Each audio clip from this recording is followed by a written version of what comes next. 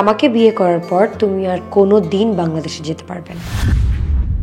যে আমার মেয়েটাকে খাঁটি বাঙালি বধূ বানিয়ে দেবে, এই উশৃঙ্খল লাইফ থেকে ওকে মুক্ত করবে, কিন্তু কোনো ভালো ছেলে আমি পাচ্ছিলাম না। বিশ্বাস করো, যেদিন তোমাকে আমি প্রথম দেখেছি সেদিনই মনে হয়েছে যে তুমি অবশ্যই একটা ভালো ছেলে। সেই জন্যই আমি তোমাকে আমার বাসায় নিয়ে গিয়েছি। আজকে যখন তুমি নিজেই আমার মেয়েকে বিয়ে করতে চাচ্ছ, আমার কোনোই আপত্তি নাই বাবা। আমি আমার মেয়েকে তোমার সাথে বিয়ে দেব। সত্যি বলছেন আঙ্কেল? অবশ্যই সত্যি বলছি, কিন্তু আমাকে কথা দিতে হবে। আমার মেয়েটাকে বিয়ে করে তাকে একেবারে খাঁটি বাঙালি বধূ বানিয়ে দিতে হবে। তার এই উশৃঙ্খল জীবনটাকে ছুঁড়ে ফেলে দিতে হবে। পারবে না? আমি ইনশাল্লাহ পারবো, আপনি শুধু দোয়া করবেন।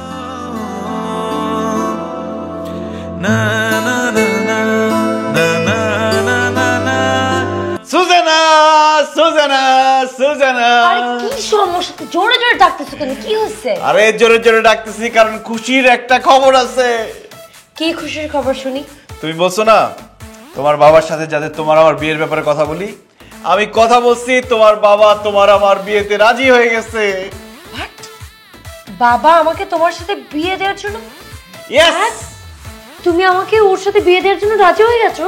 হ্যাঁ, রাজি হয়ে গেছি। কারণ সিরাজ অত্যন্ত ভালো ছেলে এবং আমি জানি যে সে তোকে খুব সুখে শান্তিতে রাখবে।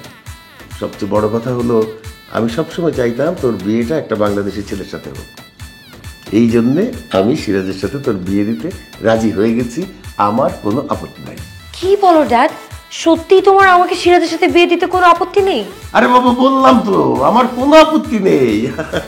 তুই যদি সিরাজকে বিয়ে করিস আমি সবচেয়ে বেশি খুশি হব। সুজানা, তোমার বাবা তো আমাদের বিয়েতে রাজি হয়ে গেছে, এবার বলো তুমি আমাকে বিয়ে করবা? আমার বাবা যেহেতু তোমার কাছে আমাকে বিয়ে দিতে রাজি হয়ে গেছে, তাহলে তো আর আমি আপত্তি করতে পারি না। ঠিক আছে, আমি তোমাকে বিয়ে করব। ইয়েস, কি যে খুশি লাগছে আঙ্কেল, আমার প্রেম সফল হয়ে গেছে আঙ্কেল। কিন্তু আমার একটা শর্ত আছে। হ্যাঁ? কি শর্ত? তোমাকে বাংলাদেশ ছাড়তে হবে। মানে আমাকে বিয়ে করার পর তুমি আর কোনো দিন বাংলাদেশে যেতে পারবে না। কারণ বাংলাদেশ আমার পছন্দ না। আমি চাই আমার স্বামীকে নিয়ে এই দেশে থাকতে। বাংলাদেশে গিয়ে গ্রামের বধূ হয়ে আমি কোনো দিনও থাকতে পারবো না। অতএব বিয়ের পর তোমাকে বাংলাদেশের নাম সারা জীবনের জন্য ভুলে যেতে হবে, আর তোমার এখানে সারা জীবনের জন্য থেকে যেতে হবে। বলো, তুমি রাজি?